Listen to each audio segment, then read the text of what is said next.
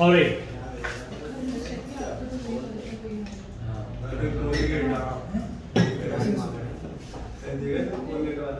Elements which show greatest number of oxidation state occur in the middle of the series because number of unpaired electron is maximum. So manganese show +2 to +1. Lesser oxidations are at extreme ends because low unpaired electron. दोनों sides पे unpaired electron क्या होते हैं? कम.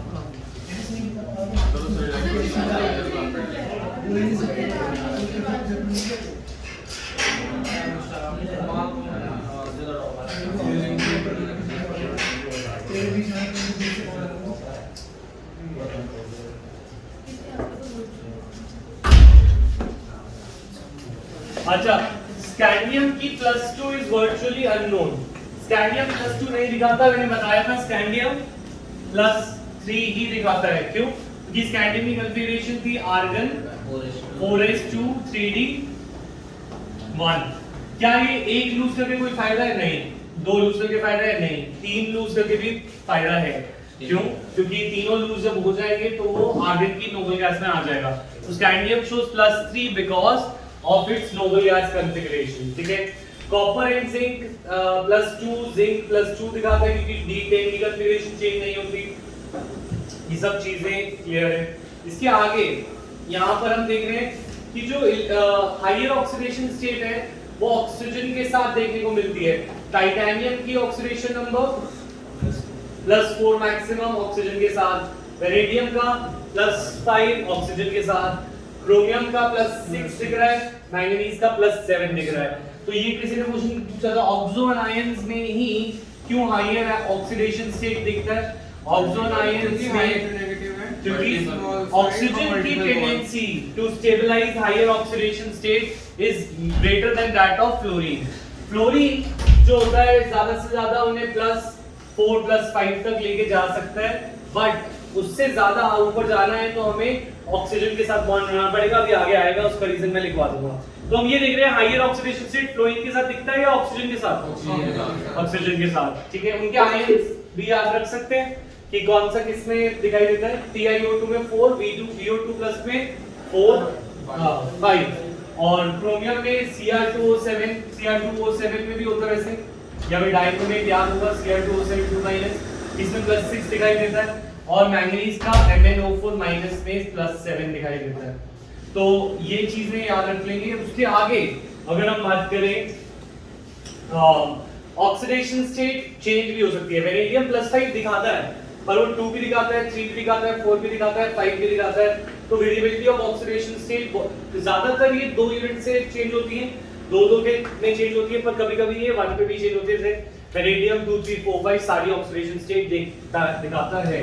ठीक है. अब for example अब एक और यहाँ पे एग्जांपल दे रखा है. Although in P block lower oxidation state is favourable by heavier member, the opposite is true for D block elements. तो मैं याद होगा थोड़ा बहुत पी ब्लॉक की कहानी कि पी ब्लॉक में ऊपर जैसे अगर हम nitrogen, phosphorus, arsenic, antimony, bismuth करते थे, याद आ रहा है? तो इसमें इनका ग्रुप था 15, तो ऊपर +5 ऑक्सीडेशन स्टेट थी, नीचे जाते जाते क्या हो जाती थी?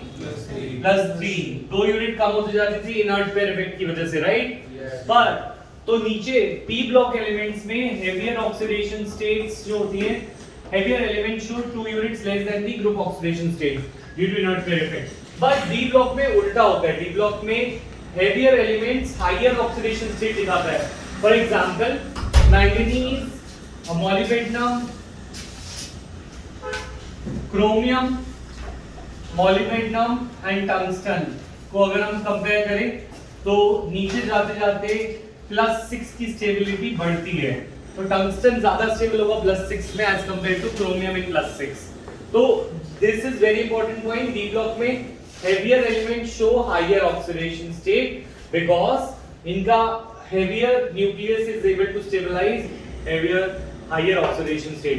जितना न्यूक्लियस ज्यादा होता जाता है, प्रोटॉन ज्यादा होते जाते हैं, न्यूट्रॉन भी ज्यादा होते जाते हैं, तो वो ज्यादा स्टेबल होता है हायर ऑक्सीडेशन स्टेट में +6 में. ये क्वेश्चन इसका आंसर लिखा नहीं हुआ बुक में, लिखना है तो तुम लिख लो, नहीं तो सीधा एग्जाम में लिखना. ठीक है.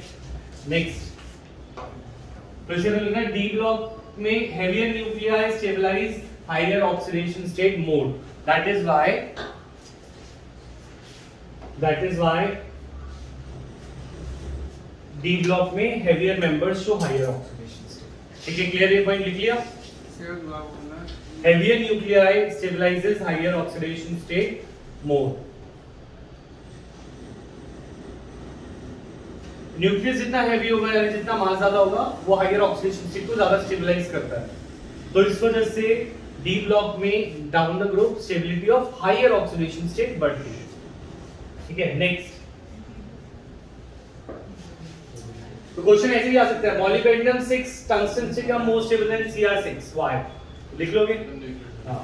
नेक्स्ट, क्रोमियम डाइक्रोमेट बनाता है in acidic medium and is a strong oxidising agent, why? अगर आ जाए कि why Cr2O7 is a strong oxidizing agent, तो डाइक्रोमेट आयन हमारा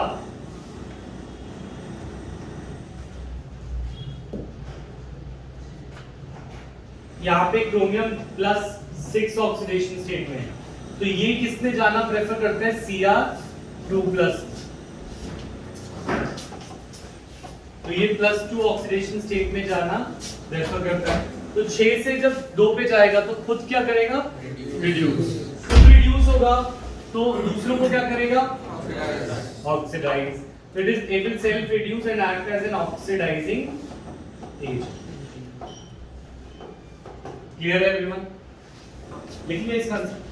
Why Cr2O7 2- is a strong oxidizing agent?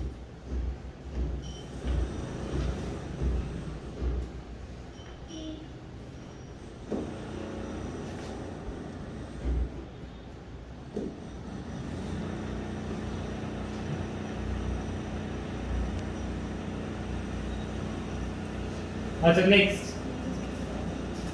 Molybdenum oxide and VO3 are not, because ये +6 में ज्यादा stable होते हैं। मोलिब्डेनम और टंगस्टन किससे ज्यादा स्टेबल होते हैं? +6। क्रोमियम की कंपैरिजन में, राइट? तो MO3 and WO3 are not strong oxidising, but chromium is strong oxidizing agent because heavier elements are more stable in their higher oxidation state +6. Clear है question and answer everyone? ये भी question बना सकते हो। Next sir, ये वाला किसका answer था जो आपने Cr0 वाला लिखा? Cr2O7, ये वाला कौन से क्वेश्चन जो यहाँ पे लिखा है? इसी वाले क्वेश्चन में था कि why dichromate is a strong oxidising agent. ठीक है, अच्छा, low oxidation state are found when a complex compound has a ligand capable of pi receptor character in addition to the sigma bonding. For example, NiOCO4 FeCO4।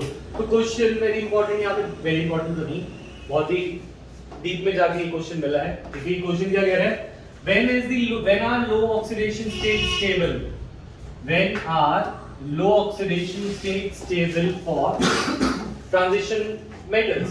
Transition metals oxidation state वैसे higher भी दिखाते हैं, +5 +6 +7, पर लो oxidation state में कब stable होते हैं? तो कह रहे हैं ये तब स्टेबल होते हैं जब कोई पाई एक्सेप्टर कॉम्प्लेक्स होता है। हमें कोऑर्डिनेट में पढ़ा है कि जो मेटल कार्बोनाइल की बॉन्डिंग होती है उसमें कार्बोनाइल एक तो सिग्मा बॉन्ड बनाता है, एक क्या बनाता है? Sigma bond. ठीक है, एक सिग्मा बॉन्ड बनता है इनके बीच में, और जो एक क्या बनता है? Pi bond. तो कह रहे हैं लो ऑक्सीडेशन स्टेट में स्टेबलाइज हो जाता है मेटल जब उनके साथ सिग्मा बॉन्डिंग के साथ साथ पाई बॉन्डिंग आए। क्या है? सिग्मा के साथ पाई बॉन्डिंग आए, that means in the metal carbonyl. तो यहाँ पे वो +1 +2 भी +3 की बात नहीं कर रहे हैं, हम जीरो ऑक्सीडेशन स्टेट की बात कर रहे हैं। मेटल्स जीरो में कैसे स्टेबल रह सकते हैं? और कोई नहीं देखा हमने केस, बस ये देखा है मेटल कार्बोनाइल। तो NiCO4 में निकल की क्या है? 0। आयरन की क्या है? 0। क्लियर है पॉइंट? जल्दी से क्वेश्चन एंड आंसर लिख लिया तो आंसर ये रहा answer. Low oxidation state are stable when the compound have ligand capable of pi bonding in addition to the sigma bonding. Complexes में जब लिगेंड पाई बॉन्डिंग भी कर सके जैसे कार्बोनाइल करता।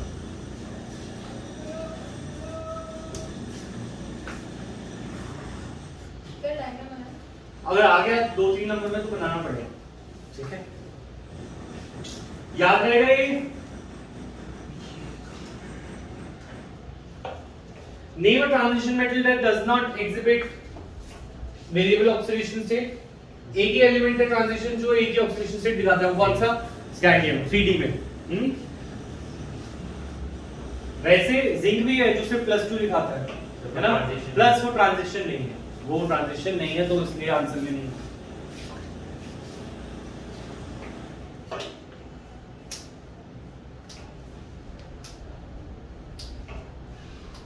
noted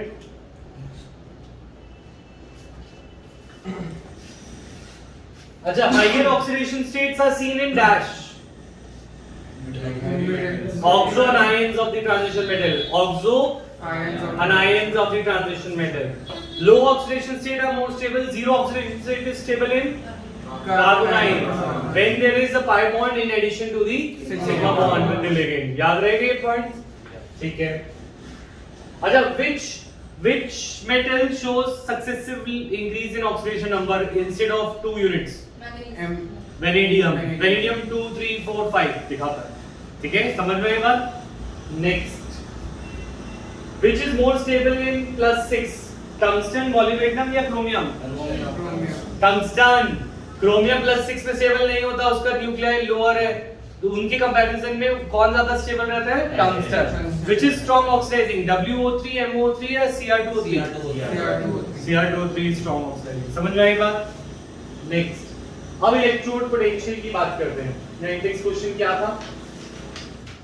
Which of the 3D series of the transition metal exhibits the largest number of oxidation state and वगैरह which transition index question है यहाँ पे लिखा हुआ which transition metal show highest number of oxidation states and why manganese क्योंकि इसका maximum unpaired electron ठीक है अच्छा नेक्स्ट अब हम बात कर रहे हैं ट्रेन्स इन M2+M तो हम बात कर रहे हैं रिडक्शन पोटेंशियल की किसकी बात कर रहे हैं रिडक्शन पोटेंशियल की तो so इसका रीजन क्या था मैंगनीज करेगा it has maximum number of electrons maximum number of unpaired तो अगर सपोज इसको ऑक्सीडाइज करना है रिड्यूस नहीं तुम ऑक्सीडाइज की बात करो अगर मुझे मेटल को ऑक्सीडाइज करना है ठीक है तो अगर वो खुद ऑक्सीडाइज होगा तभी तो वो दूसरे को रिड्यूस करेगा क्या करेगा रिड्यूस तो अगर इसको अपने जीरो ऑक्सीडेशन नंबर से +2 में जाना है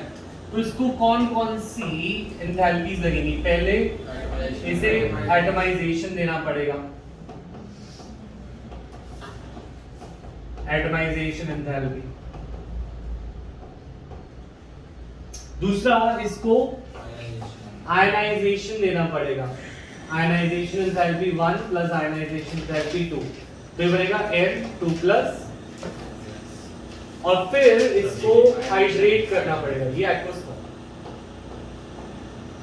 फिर इसको पानी में डालना पड़ेगा और पानी में डाल के एंथैल्पी आएगी हाइड्रेशन तो can I say reduction potential will depend upon three things atomization enthalpy ionization enthalpy और hydration enthalpy इनमें से दो फैक्टर्स पॉजिटिव होते हैं एब्जॉर्ब होते हैं वो कौन कौन से एटमाइजेशन एंथैल्पी पॉजिटिव होती है यानी एब्जॉर्ब होती है ये एब्जॉर्ब होती है और ये रिलीज होती है तो जो रिलीज होती है वो अच्छी होती है रिलीज वाली अच्छी और जिसमें पैसे लगे वो बुरी वो क्या होती है बुरी तो अगर किसी का reduction potential E0 value negative हो ठीक है यानी कि वो ज्यादा नेगेटिव हो तो उसके लिए हम चाहेंगे कि उसकी अच्छी वाली ज्यादा हो नेगेटिव वाली ज्यादा और पॉजिटिव वाली क्या हो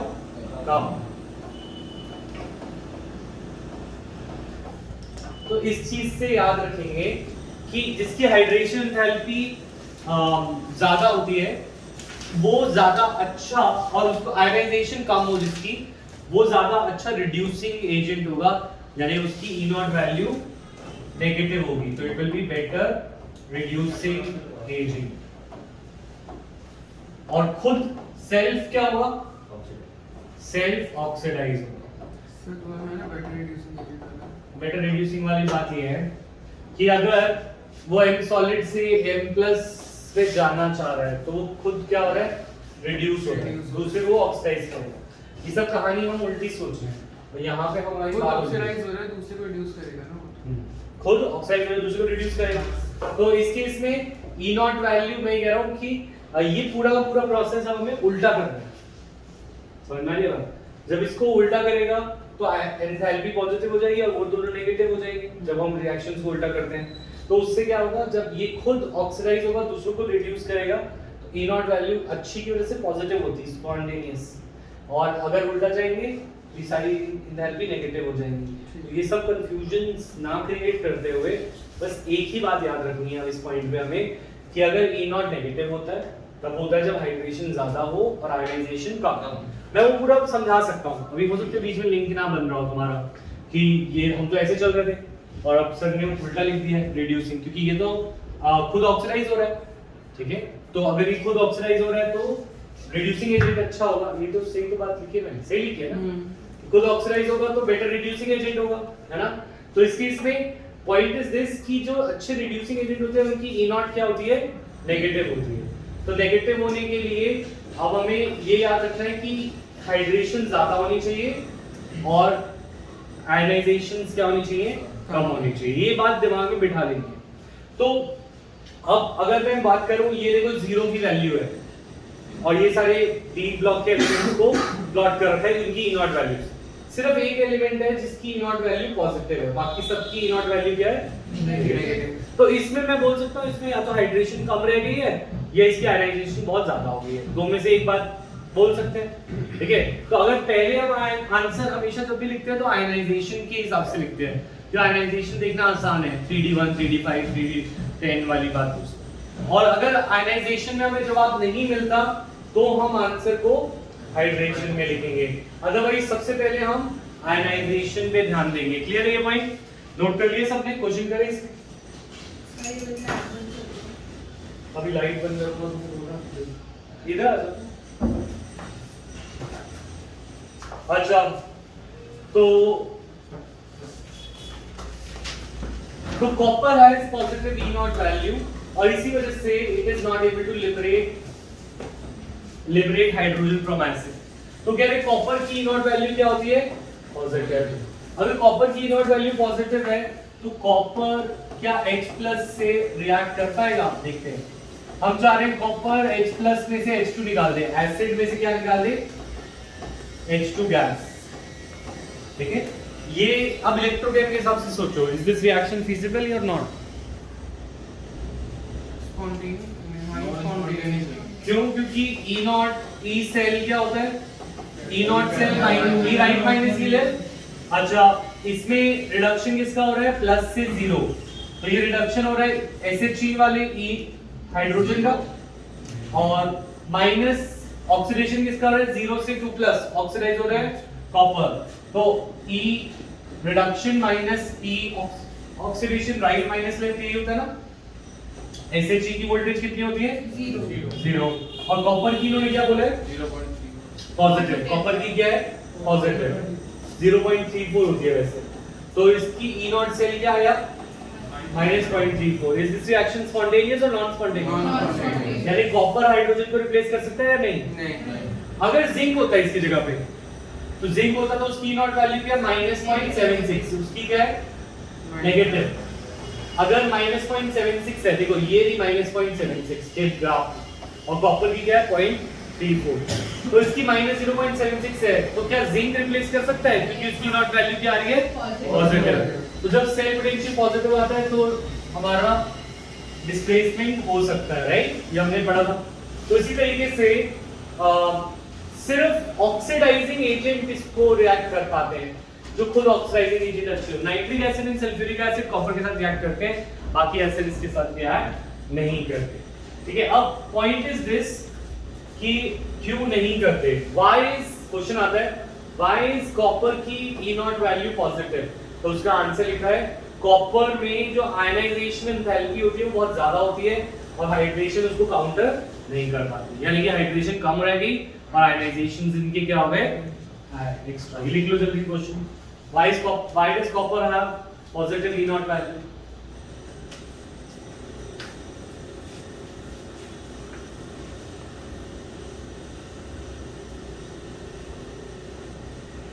इसका आंसर है। तो कहाँ से आप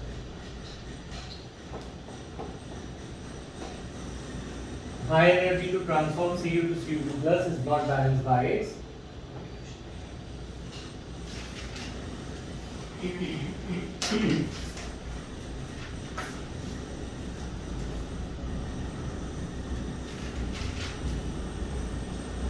done बिठा दें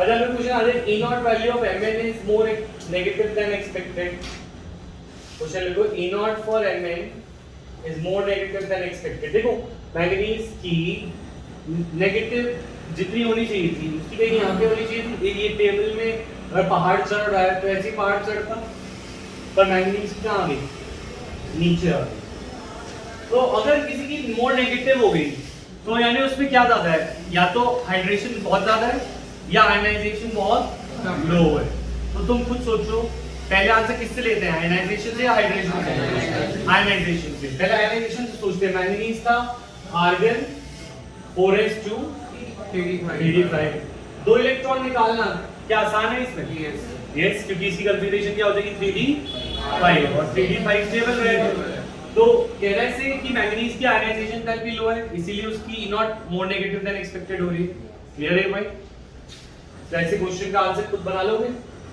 जिंक का भी यही केस आएगा जिंक के दो इलेक्ट्रॉन निकल के वो 3d10 में चला जाता है तो जिंक को शायद कॉपर से ऊपर होना चाहिए था इस पहाड़ के अकॉर्डिंग पर वो नीचे चला गया क्यों क्योंकि जिंक की E नॉट वैल्यू क्या हो गई पर Na में क्या हम जवाब दे पाएंगे Na के बारे में सोचो Na is atomic number Na का क्या है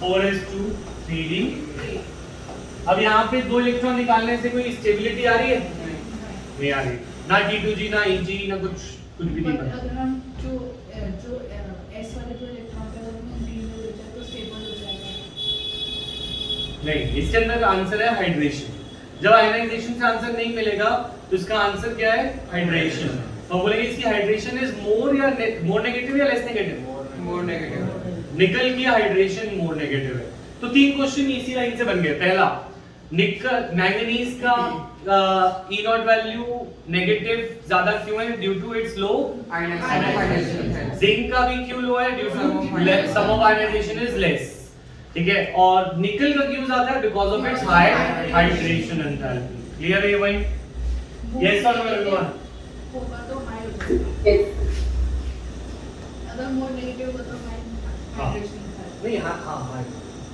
ठीक है अच्छा हम कह रहे हैं Cr2 plus is oxidizing Mn3 plus is oxidizing they both have D4 configuration तो कह रहे हैं ये भी D4 में आता है और ये भी D4 में आता है पर इनमें से क्रोमियम जो है वो रिड्यूसिंग है और Mn जो है ऑक्सीडाइजिंग है क्यों सर क्योंकि T2G जो है Cr को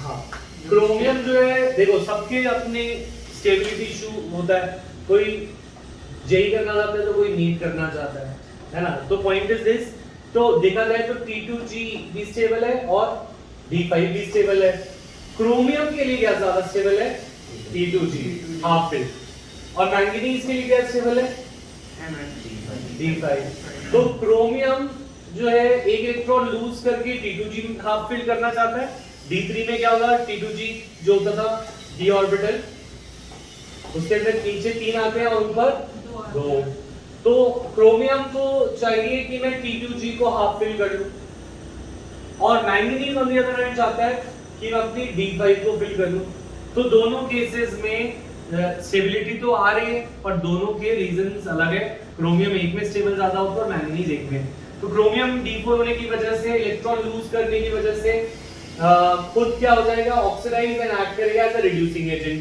और जो मैंगनीज है वो इलेक्ट्रॉन गेन करेगा और एक्ट करेगा एज अ ऑक्सीडाइजिंग एजेंट जब हम T2G और जैसे हमें 4 इलेक्ट्रॉन डालने हैं तो एक ऊपर Eg में भी तो आएगा फिर एक वो तो अनस्टेबल ही हो जाएगा इसमें D5 में D5 D4 बनेगा। D4 नहीं, D4 से तो जा रहा है, D4 से एक इलेक्ट्रॉन लूज करेगा तो D3 होगा, D2 D3 और D5, D4 में तो रहा नहीं ना।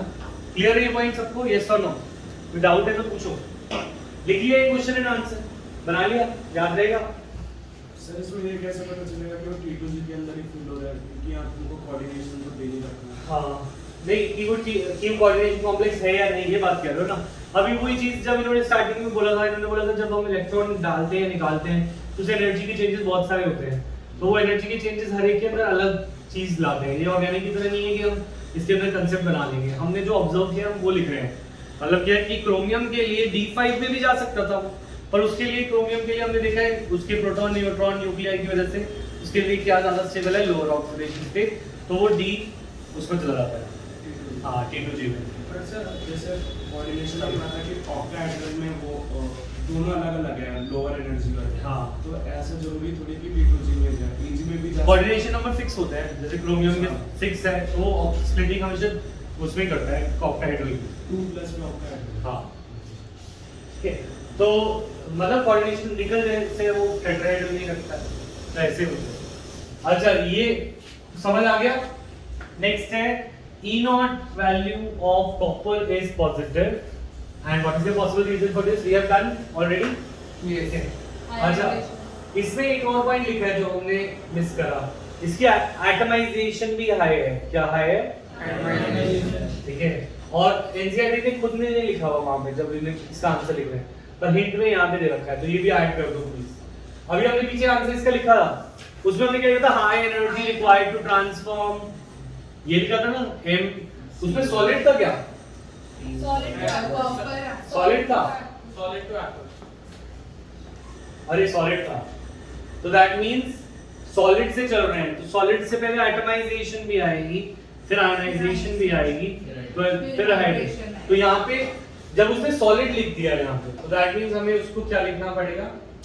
इसकी एटमाइजेशन भी है plus ionisation 1 plus ionisation enthalpy 2, ये कलेक्टिवली हाई है और हाइड्रेशन इन सबको कम काउंटर नहीं कर पाती। तो ये वाली बात में ये क्वेश्चन में ऐड कर लिया, एटमाइजेशन भी लिखेंगे साथ में। नेक्स्ट बिठा दो इसको। यस। अच्छा तो कह रहे हैं स्टेबिलिटी ऑफ हाफ फिली हम ऑलरेडी कर चुके हैं। Mn की मोर नेगेटिव क्यों है? क्योंकि वो D5 में आ जाता है। जिंक की मोर नेगेटिव E0 क्यों है? क्योंकि वो D10 में चला जाता है। और निकल की मोर नेगेटिव क्यों है? क्योंकि उसकी हाइड्रेशन मोर नेगेटिव है। राइट, यही 3 पॉइंट्स लिखवाए थे। ठीक है,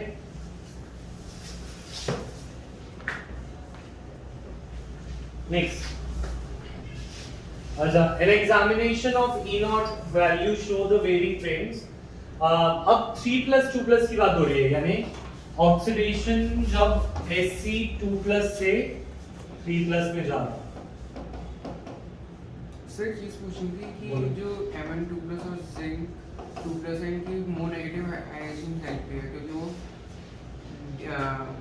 D10 और D5 के ज्यादा स्टेबल होते हैं। तो इसमें ये कहते हैं वो क्या बनेगा रीजन? भी तो होता है E0 मोर नेगेटिव कब होती है? जब आयनाइजेशन कम हो, और क्या आयनाइजेशन कम है? लेकिन इससे ये D5 और D10 की स्टेबिलिटी का क्या रिलेशन है? आयनाइजेशन लो क्यों है? तो D5 और D10 अनडिस्टर्ब है।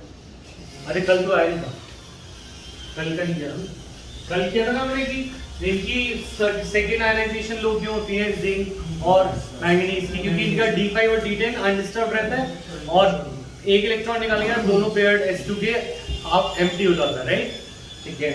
अच्छा, अगर हम अब 2+ से 3+ की बात करें तो इसमें हम आयनाइजेशन एंथैल्पी थर्ड की बात कर रहे हैं। किसकी बात कर रहे हैं? Third ionization. कंसेप्ट वही रहेगा, आयनाइजेशन एंथैल्पी। स्कैंडियम के लिए तीसरा इलेक्ट्रॉन निकालना आसान होता है। कितनी बार कर चुके हैं? स्कैंडियम 1 में भी नहीं, 2 में भी नहीं, 3 निकाल के स्टेबल हो जाता है। राइट, तो इसकी थर्ड आयनाइजेशन लो होगी या हाई? लो। आसान होगा इसको निकालना थर्ड इलेक्ट्रॉन। तो इसकी E0 वैल्यू जो थर्ड वाली है M2+ 3+ वो लो होगी या हाई? लो, लेस नेगेटिव। ठीक है, तो E0 की वैल्यू इसकी स्कैंडियम की कम क्यों है? क्योंकि स्कैंडियम +3 में ज्यादा स्टेबल है, ठीक है। और वो कह रहे हैं E not of Zn 3 + 2 + is high, why? उसका D10 खराब होगा, वो D9 में आएगा और वो बर्दाश्त नहीं कर पाएगा, उसका आयनाइजेशन हाई होगी, तो उसका E नॉट वैल्यू भी हाई होगा, याद रहे। अच्छा, और किसका हाई होगा ये? वेरी गुड, Mn3 + Mn2 इस हाई होगा क्योंकि वो जिंक के साथ एक पेयर है। जैसे जिंक D5 में, जिंक D10 में रहता है तो मैंगनीज D5 में होता है, ठीक है। Is this clear everyone?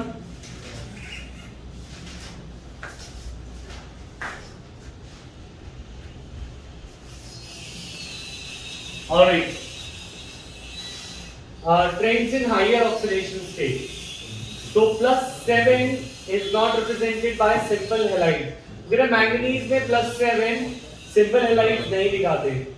Manganese में MnF7 एग्जिस्ट करता है? नहीं। Mn अपना highest oxidation state oxo ion में दिखाता है, किसमें दिखाता है? Oxo ion. तो MnO4- MnO4 इसमें दिखाएगा मैंगनीज, ठीक है। तो बियॉन्ड Mn के बाद किसी का ट्राइहैलाइड नहीं होता सिवाय Fe के, ठीक है। कोई भी हैलोजन भी ज्यादा ऐड नहीं करता, मतलब आयरन FeCl3 दिखाता है, NiCl3 नहीं होता, COCl3 नहीं होता, यानी किसी का भी Cl3 नहीं होता आफ्टर आयरन एंड F के साथ कोबाल्ट, क्लोरीन नहीं, COF3 एक स्टेबल है और FeX3 स्टेबल है, X में माने क्लोरीन भी हो सकता है। तो ये पॉइंट इज दिस कि हैलोजेंस जो है हायर ऑक्सीडेशन स्टेट को स्टेबलाइज करते हैं, व्हाई? फ्लोरीन जो है वो हायर ऑक्सीडेशन स्टेट को स्टेबलाइज करता है due to higher lattice energy and higher bond enthalpy. तो कह रहे हैं लैटिस एनर्जी हाई देकर और बॉन्ड एंथैल्पी हाई देकर फ्लोरीन जो है वो हायर ऑक्सीडेशन स्टेट को स्टेबलाइज करता है। पर ऑक्सीजन की ability to stabilise higher oxidation state तीन चीजों से लिंक है।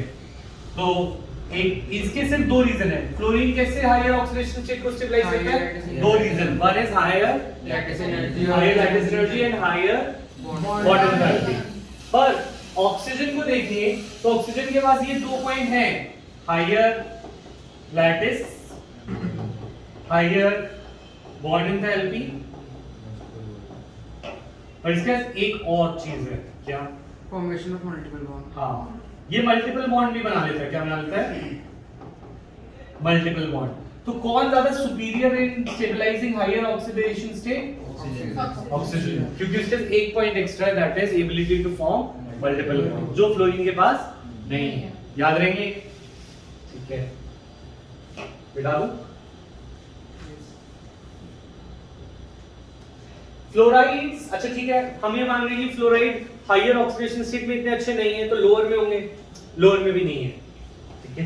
तो फ्लोराइड्स जो है लोअर ऑक्सीडेशन स्टेट में भी अनस्टेबल रहते हैं, यानी VF2 एग्जिस्ट नहीं करता, VCl2 एग्जिस्ट करता है, VBr2 एग्जिस्ट करता है, Vi2 एग्जिस्ट करता है, पर वेनेडियम का 2+ में एग्जिस्ट नहीं करता, ठीक है। अनस्टेबल मतलब फ्लोराइड्स मीडियम स्टेट में स्टेबलाइज कर रहे हैं। रीजन यही होगा क्या कि मतलब क्या इसका इसका रीजन ये है कि ये मोर इलेक्ट्रोनेगेटिव है, तो ये हायर ऑक्सीडेशन स्टेट स्टेबलाइज करना चाहते हैं लोअर में ही। दूसरी बात, अगर हायर करना चाहते हैं फिर भी इतने अच्छे नहीं हैं, हायर में भी उनसे भी अच्छा है ऑक्सीजन, ठीक है। तो बहुत सारे क्वेश्चन आंसर्स हो गए, यहाँ तक मैं क्वेश्चन आंसर्स बनवा देता हूँ तुम्हारे DF के, तुम्हें बस वही करके जाने हैं पेपर में, समझ में आएगा? उनका आंसर तुम देखो, तुम्हें सारे मैं करा चुका हूँ, वही क्वेश्चंस है, उनको एक लिस्ट बनाते हैं, ठीक है। क्वेश्चंस देखो DNF कॉपी में लिखें, important questions for DNF law.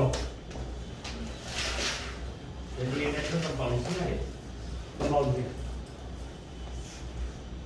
अभी क्या रहेगा इसके साथ?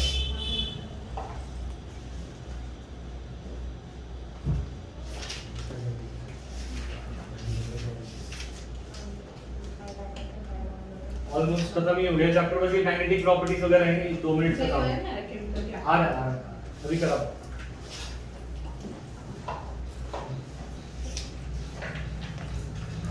चलो पहले कंप्लीट कर लेते हैं टॉपिक, फिर लिखवा दो सारे क्वेश्चन, ठीक है। अच्छा, कॉपर जो है is not stable in aqueous solution. Copper 1 जो है एक्वस सॉल्यूशन में स्टेबल नहीं होता, ठीक है, और वो डिस्प्रोपोर्शनेट करता है। डिस्प्रोपोर्शनेट माने self oxidise and reduce. Copper plus खुद ऑक्सीडाइज होकर कॉपर 2 प्लस बना लेता है और खुद रिड्यूस होकर कॉपर बना लेता है। ऐसी रिएक्शन कहलाती है डिस्प्रोपोर्शनेशन। क्या कहलाती है? डिस्प्रोपोर्शनेशन, ठीक है। एक और क्वेश्चन यहाँ पे आता है, why CuI2 does not exist? CuI2 does not exist. CuI2 exist नहीं करता, क्यों? अच्छा, हाँ, तो देखो ऑक्सीडाइजिंग पोटेंशियल की बात करते हैं, तो फ्लोरीन सबसे अच्छा ऑक्सीडाइजिंग एजेंट है, फ्लोरीन, उसके बाद ब्रोमीन, फिर कॉपर, फिर आयोडीन। मतलब क्या है कि कॉपर आयोडीन से अच्छा ऑक्सीडाइजिंग एजेंट है। ऑक्सीडाइजिंग एजेंट, तो अब बात ये है, अगर कॉपर आयोडीन से ज्यादा अच्छा ऑक्सीडाइजिंग एजेंट है तो कॉपर खुद रिड्यूस होकर कॉपर प्लस बनाएगा। क्या बनाएगा? कॉपर 2 प्लस जब खुद रिड्यूस होगा क्या बनाएगा? Copper plus. और कॉपर प्लस जो ये बनेगा वो आयोडाइड को ऑक्सीडाइज करके क्या बना देगा? आयोडीन। आई माइनस को क्या बना देगा? आयोडीन। खुद रिड्यूस होकर दूसरे को ऑक्सीडाइज कर देगा, क्योंकि बेटर ऑक्सीडाइजिंग एजेंट है देन आयोडीन, ठीक है। तो अब कॉपर जब कॉपर प्लस बना लेगा तो कॉपर प्लस और जो बचे कुछ आई माइनस होंगे वो मिलके बनाएंगे CuI, बट ये डायमरिक फॉर्म में रहता है। कैसे फॉर्म में रहता है? डायमर। तो ये Cu2I2 बना के रहता है। तो Cu2I2 एग्जिस्ट नहीं करता। क्या नहीं एग्जिस्ट करता? Cu2I2, क्योंकि Cu2I2 में कॉपर 2 प्लस होता, वो I माइनस को I2 बना देता है, और जो बचे हुए I माइनस है उनके साथ वो Cui को डायमराइज करके Cu2I2 बना देता है। तो ये क्वेश्चन एंड आंसर लिखें। Cu2 प्लस इसका आंसर है, in this case Cu2 plus oxidises Ci minus two I2, और ये रिएक्शन लिखेंगे। जल्दी से आंसर लिखें।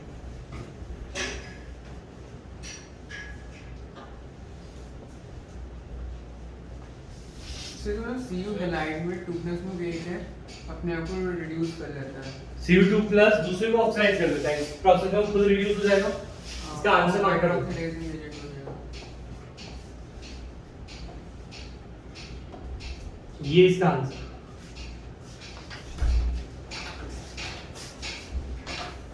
बोलो कोई दिमाग में डीएनए ब्लॉक उससे ही ज्यादा इंटरेस्ट खत्म हो जाता है पढ़ाई में। हाँ, सारा ऊपर से जा रहा है और किसके ऊपर से जा रहा है? हाथ खड़ा करके ऐसे समझ आ रहा है, थोड़ा थोड़ा ऊपर से जा रहा है।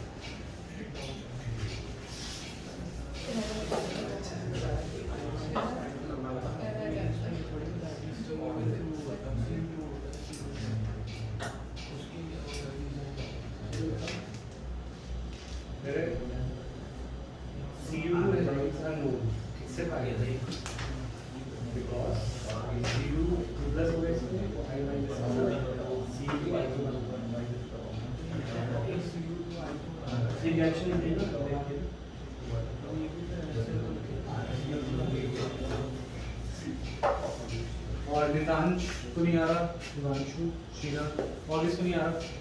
हो गया। तो थोड़ा कहाँ पे डाउट आ रहा है? तू जा रहा है? कहाँ पे डाउट आ रहा है? Oxidation potential. अच्छा, जिसको ऑक्सीडेशन पोटेंशियल में डाउट है उसको मैं करा दूंगा अलग से अभी, ठीक है, आधे घंटे में। बाकी दोबारा एक बार इसको कवर कर दूंगा। किस किस को ई नॉट वैल्यू ऊपर से गया है मुझे ऑनलाइन वाले बताओ। सर बता दो, मैं रिपीट कर दूंगा जल्दी से। सर बस बता दो डी है डी के मतलब प्रोफाइल वाली क्लास में पूछेगा। अच्छा तुम दोनों ने क्लास 10 मिनट। अच्छा स्तुति तुम तो आई थी सर। अच्छा एक क्वेश्चन और बनाओ पहले। ये क्वेश्चन है why Cu2+ is more stable than Cu+ in aqueous solution। More negative है। ये वो स्टेबल है। क्वेश्चन है स्टेबिलिटी ऑफ, ये क्वेश्चन है जो मैं ग्रीन से लगाऊंगा। Stability of Cu2+ is greater than Cu+। By, और इसका आंसर ये जो मैं ब्लू से अंदर लगा, it is due to much more negative hydration enthalpy then, इसका आंसर का एक्सप्लेनेशन देता हूँ। वो कह रहे हैं कि सॉल्यूशंस में Cu2+ ज्यादा स्टेबल होता है एज कंपेयर टू Cu+। तो देखो Cu+ का साइज बड़ा होगा, जैसे ही उससे एक इलेक्ट्रॉन लूज करते हैं तो न्यूक्लियस की पावर बढ़ जाएगी। गगन तो जीवांशु, अगर Cu+ से एक इलेक्ट्रॉन और निकाल दो तो क्या होगा, इलेक्ट्रॉन निकालने से अट्रैक्शन, न्यूक्लियस में तो उतने ही प्रोटॉन है, इलेक्ट्रॉन कम हो गए, तो साइज क्या हो जाएगा, स्मॉल। तो जो छोटा साइज का आयन होता है उसको वाटर ज्यादा हाइड्रेट करता है। तो वाटर किसको हाइड्रेट करेगा, Cu2+ को ज्यादा या Cu+ को? तो Cu2+ को हाइड्रेट करने में ज्यादा एनर्जी निकलेगी। क्या निकलेगी, एनर्जी।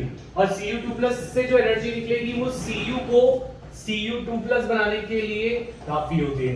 कुछ एनर्जी Cu+ से Cu2+ बनाने में भी लगेगी, वो है आयनाइजेशन एनर्जी 2। क्या लगेगी, ionisation energy 2। Second ionisation enthalpy की वजह से एक इलेक्ट्रॉन निकलेगा, हाँ या ना? वो कौन देगा, वो पानी दे देगा, क्योंकि पानी को फाइनल प्रोडक्ट Cu2+ ज्यादा पसंद है एज कंपेयर टू Cu+। तो पानी के में जैसे ही Cu+ आता है तो उसे पहले Cu2+ बना लेता है और फिर उसे हाइड्रेट कर देता है। तो इसमें इसकी एनर्जी किसने दी, इसको आयनाइज करने की, वो हाइड्रेशन एंथैल्पी से मिली। तो पॉइंट इज दिस, Cu2+ की हाइड्रेशन एंथैल्पी मोर नेगेटिव है, यानी बहुत ज्यादा रिलीज होती है। अच्छा, और इस ये कंपनसेट कर देती है जो एनर्जी चाहिए कॉपर को Copper2+ बनाने के लिए। दैट इज जो पानी से निकलती वाली एनर्जी है Cu2+ के लिए, वो काफी होती है उसको Cu+ से बाकी Cu2+ में लाने के लिए। तो ये प्रोसेस की वजह से कॉपर कभी भी Copper+ में एग्जिस्ट नहीं करता पानी में, वो कैसे एग्जिस्ट करता है, Copper2+। क्लियर है भाई? जैसे इसकी 3D जो 10 जो कॉन्फ़िगरेशन होती है कॉपर की, वो चेंज नहीं होती, वो चेंज होगी 3D। अगर Copper2+ की बात करें तो कॉपर किस में स्टेबल रहता है, 3D 10 में, पर Copper2+ किस में है, 3D 9 में। तो इसकी हाइड्रेशन एंथैल्पी इतनी नेगेटिव है कि वो उसको 3D 9 में भी स्टेबलाइज कर रही है। अब बोलो, The last time done was compensates. which compensates for the second ionization enthalpy of copper। हम ये कह रहे हैं कि कॉपर, ये जो Copper+ से Copper2+ में करने के लिए कोई एनर्जी लगेगी, वो सेकंड आयनाइजेशन एनर्जी होगी। अब ये तो बहुत ज्यादा होगी, कंसीडरिंग कि 3D 10 है Copper+ और 3D 9 है Copper2+। पर पानी में छोटे आयन से हाइड्रेट होने में बहुत एनर्जी निकलती है। तो Copper+ से Copper2+ का साइज जो छोटा है उसमें जो हाइड्रेशन एंथैल्पी ज्यादा निकलती है वो ये भी प्रोवाइड कर देती है, जो 3D 10 से किसमें चला जाता है, वो 3D 9 में। ठीक है, समझ में आया? Next,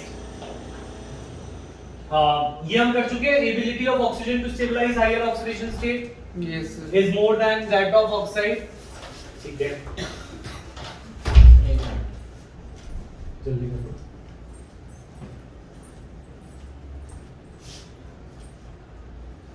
Ability of oxygen to stabilize higher oxidation state exceeds that of fluorine because oxygen Form can of form multiple bonds. multiple metals. हो गया because of ability of oxygen to form the multiple bonds। याद रहेगा? Yes sir. Next,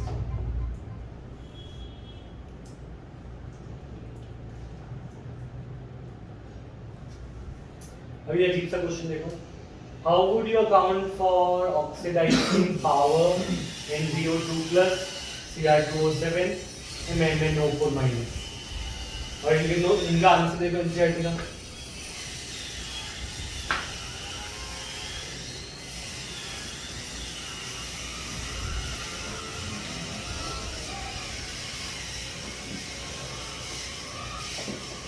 अच्छा, VO2+ में vanadium का oxidation number कितना है, +5। इसमें +6 और इसमें +7।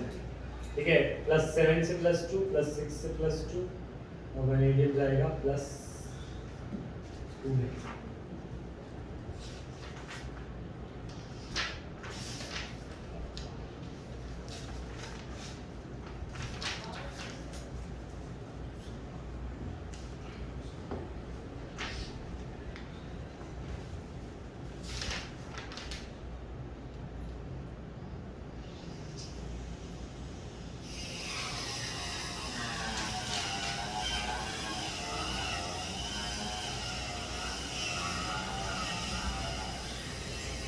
अच्छा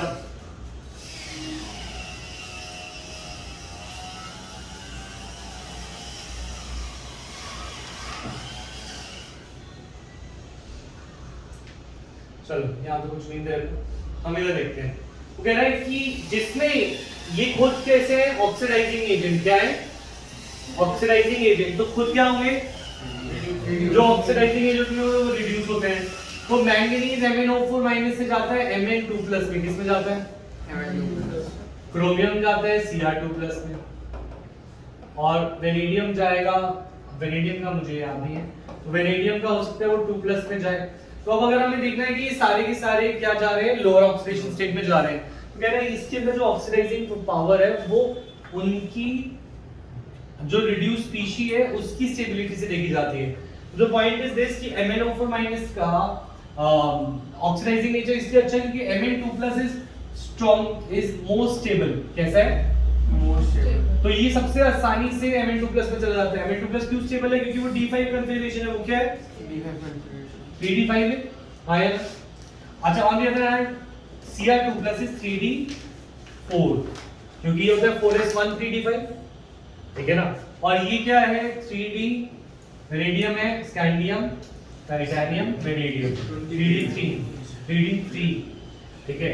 तो वो कह रहे हैं कि अगर हम देखें इन केसेस में तो सबसे ज्यादा स्टेबल जिसकी लोअर ऑक्सीडेशन स्टेट ज्यादा स्टेबल होगी वो उतनी जल्दी नीचे जाएगा, जल्दी +6 ये +7 से +2 में सबसे आसानी से चला जाएगा क्योंकि इसका D2+2 बहुत स्टेबल है, तो सबसे ज्यादा ऑक्सीडाइजिंग है। This is due to the increasing stability of the lower species in which they are reduced. तो तुम इतना सा नहीं लिखोगे, इतना सा लिखोगे तो तुम्हें पेपर में नंबर नहीं मिलेगा। तो इसके अंदर ये दिखा देता है MnO4- goes to Mn2+, उसकी कॉन्फ़िगरेशन D5 है। Cr2O7 जाएगा 3D4 2+ में, तो उसकी कॉन्फ़िगरेशन 3D4 है। ज्यादा स्टेबल कौन है? 3D5, ठीक है।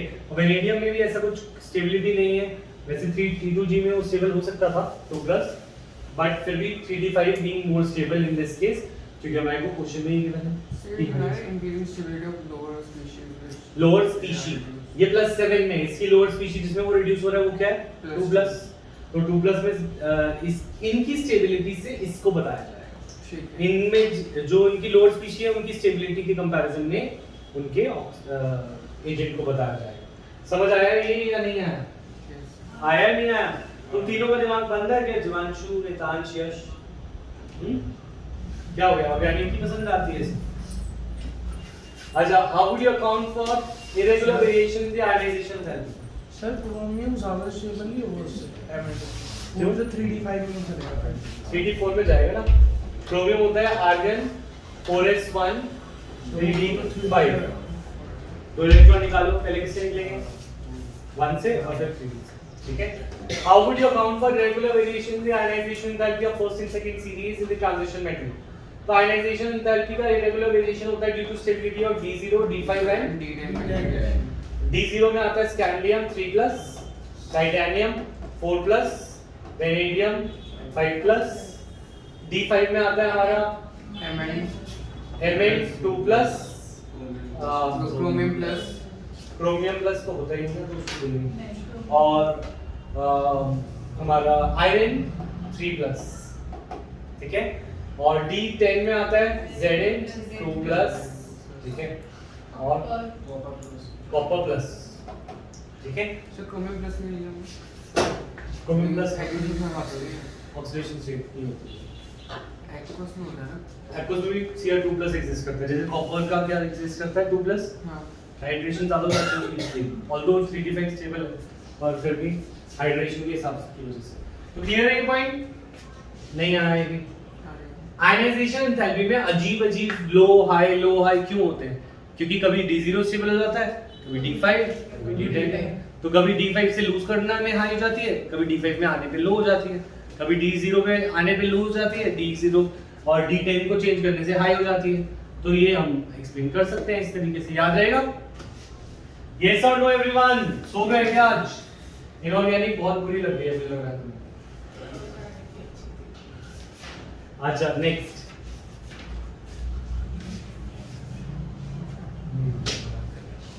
अरे इसका क्वेश्चन हम कर चुके हैं। E0 value of Mn Ni are more negative than expected. Yes ठीक है, कर लिया। ये सेम वही आंसर यहाँ पे लिखा हुआ है, केमिकल रिएक्टिविटी। अच्छा बाकी सब तो कोई ऐसी बात नहीं। अच्छा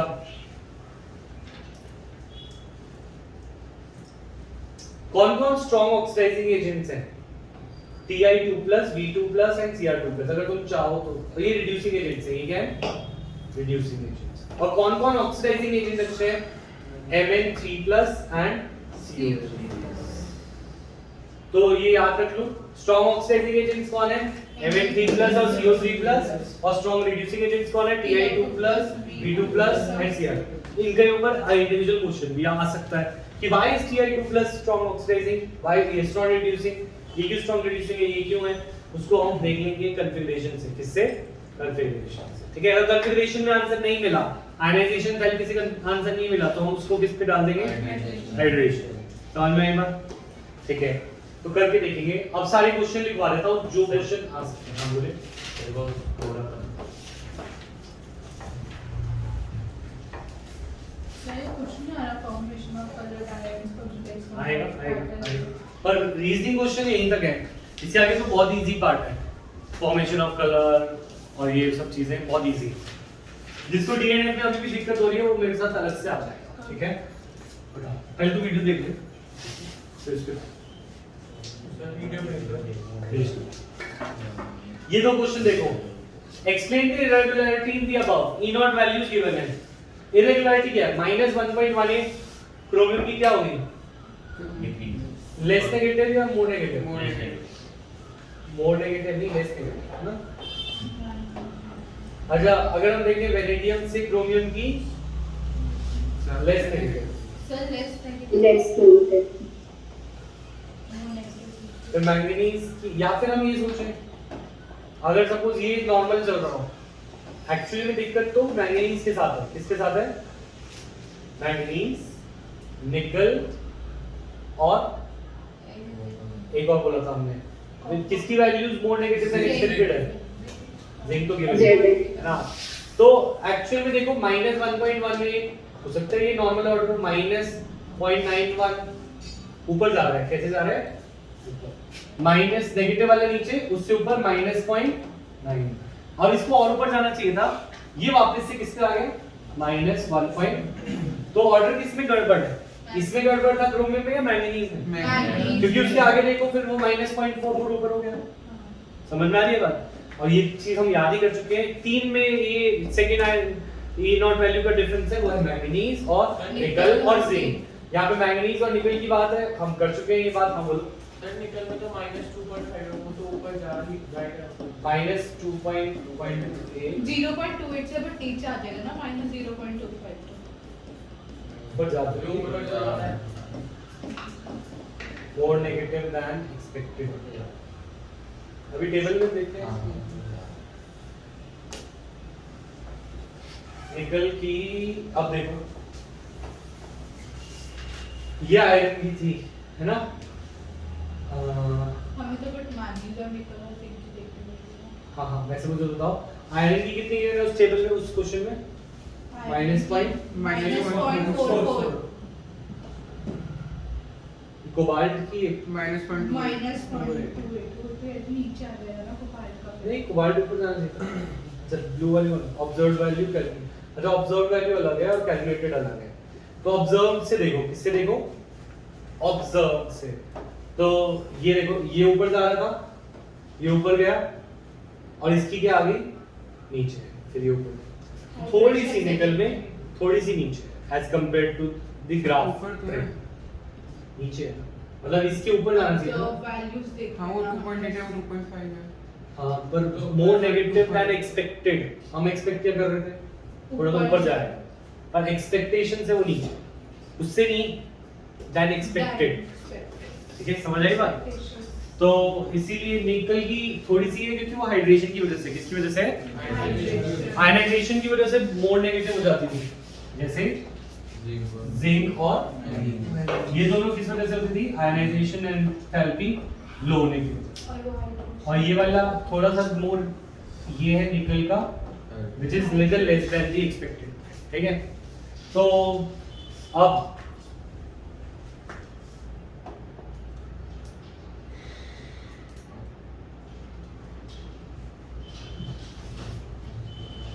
क्वेश्चंस लिखवाता हूँ मैं, लिखो क्वेश्चन। अच्छा ये पहले कंप्लीट कर ले। सर सारे चैप्टर कंप्लीट हाँ बोलो। So if a question that the first analyzation of your 5D series is more than 3D and 4D, वो मैंने आंसर किया। फिर से बोलो। The first analyzation in your 5D series is more than that of 3D and 4D series. First ionization of 3D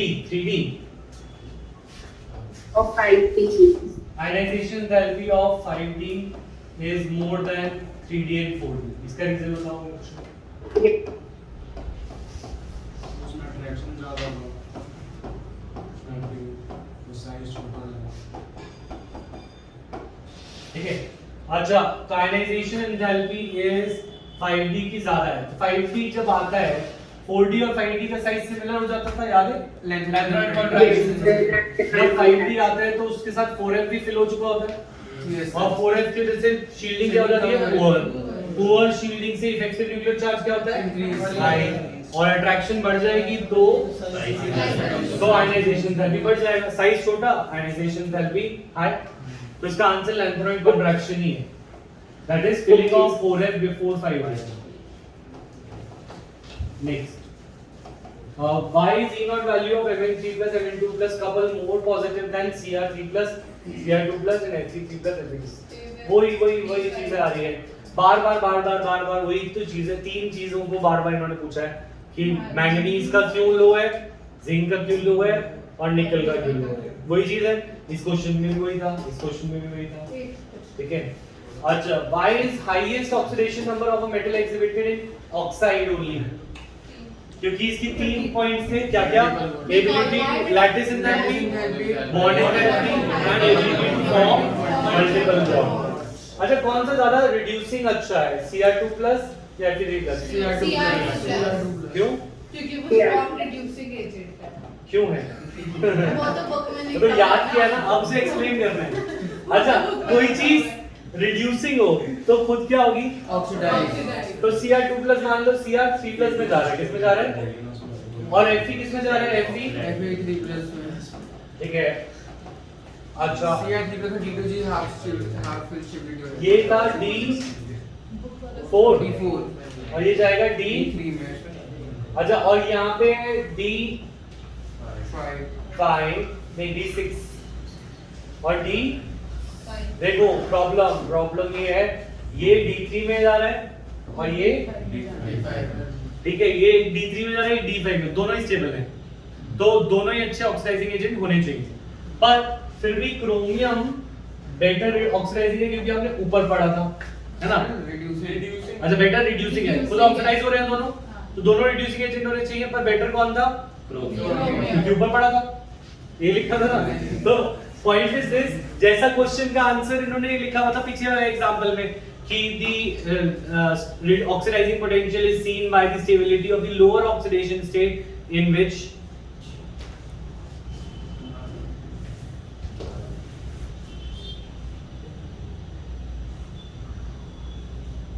तो इस पे reducing agent की स्टेबिलिटी हम देखेंगे, रिड्यूसिंग एजेंट की एक्टिविटी देखेंगे with the stability of the higher oxidation state in which they are. तो chromium D3 में ज्यादा स्टेबल है या आयरन D6 में ज्यादा स्टेबल है, इन दोनों को जब हम कंपेयर कर लेंगे तो हमें पता चलेगा।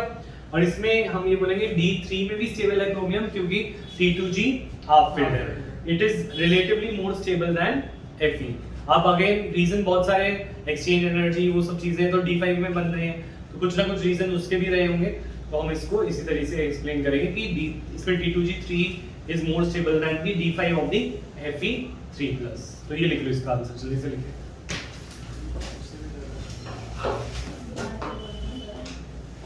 दोबारा बोल रहा हूँ, अरे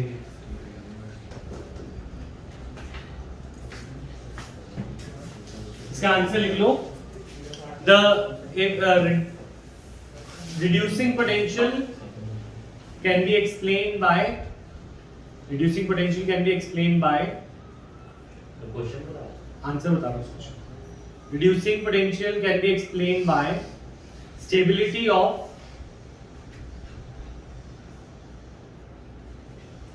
of the oxidized species. Of the species in the higher oxidation, in the oxidized species. In this case, Cr2 plus, Cr3 plus. In this case, Cr3 plus having T2G, having T2G3 is more stable than. In this case, The higher oxidizing state क्या है? in this case Cr3 plus is more stable due to T2G half filled than Fe3 plus in D5 configuration. Sir repeat कर दें यहाँ से CR3 plus having T2G3 is more stable than than Fe3 plus in D5 configuration. ठीक है.